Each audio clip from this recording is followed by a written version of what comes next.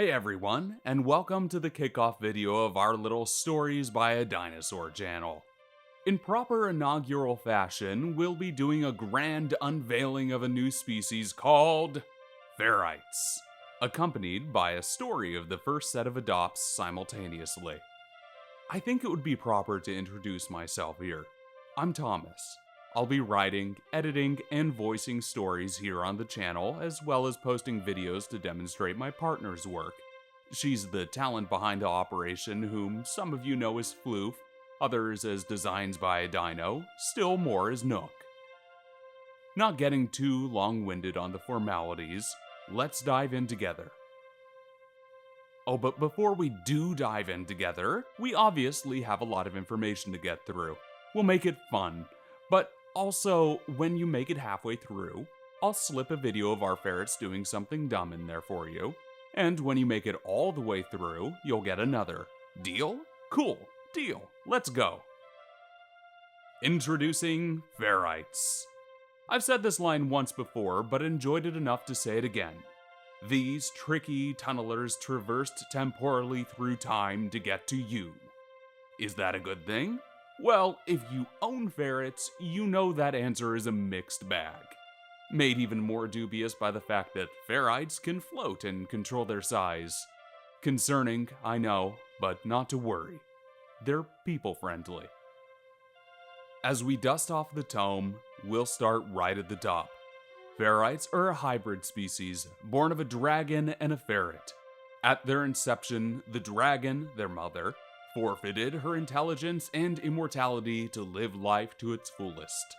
Thus, Ferrites, just as the temporal dragon who created them, are beings of time.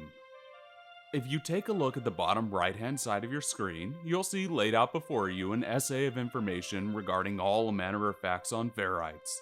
We'll mention and expand on some of those subjects now. The most prominent of which is that ferrites, like their mammalian ancestors, hold one desire over all else in life. That is theft and larceny.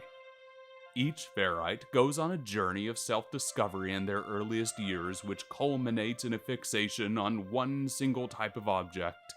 This could be something as simple as pencils, or as grand as bejeweled crowns. They might blip back in through time to give an object back that they stole years prior. They sometimes do. Or, more likely, they won't. After all, they live life by the ferret motto.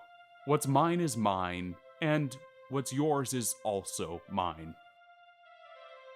In terms of supernatural characteristics, there are two more prominent than anything else.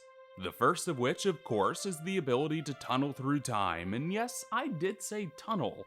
Taking a lesson again from their ancestors, ferrites can see the threads that bind time and space together. By digging through the air, they might just latch onto one of those threads and pull them to rip the very fabric of space-time. The second defining supernatural characteristic of ferrites is their ability to alternate between lengthy behemoths of weasels with long, flowing tails, massive canine teeth, and assorted draconic features, into a tiny little ferret.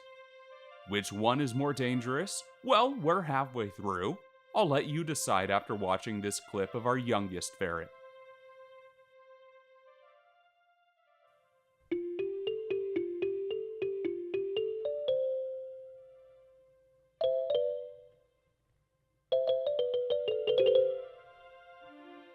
Yes, we live with that. A blessing and a curse.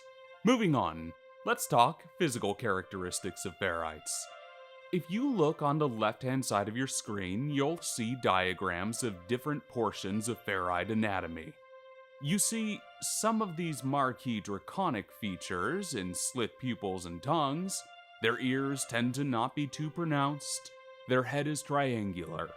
Spikes may or may not adorn their bodies. Whiskers may adorn their faces. Oh, and what's this? Ah, yes. If you look at the center panel, you'll witness one of the greatest innovations of ferrites. Their lengthy tails serve multitudes of purposes. but chief amongst them is generating a magical dust which allows them to float through the air. If you ever think you see a floating weasel somewhere, don't double take, but do guard your possessions. It might just be a ferrite come to steal your valuables. Moving on to our final panel, you'll see in the upper right that ferrites retained one more draconic feature in their reproductive habits. A ferrite lays a clutch, typically 3 to 5 eggs. They're mostly good parents, nurturing their young through their childhood until they pull on that first string to go off forever.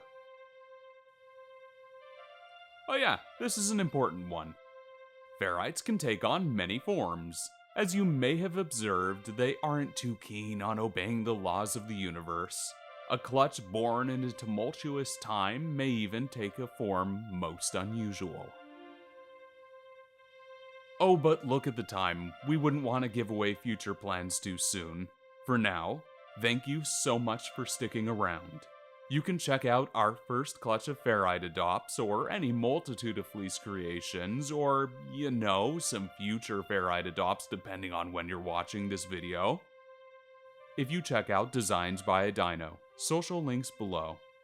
Thank you so much for listening, and I hope you have a wonderful day.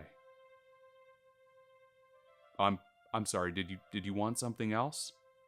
Oh yeah, that's right. Mochi, see these good folks off. Have a good day, everyone.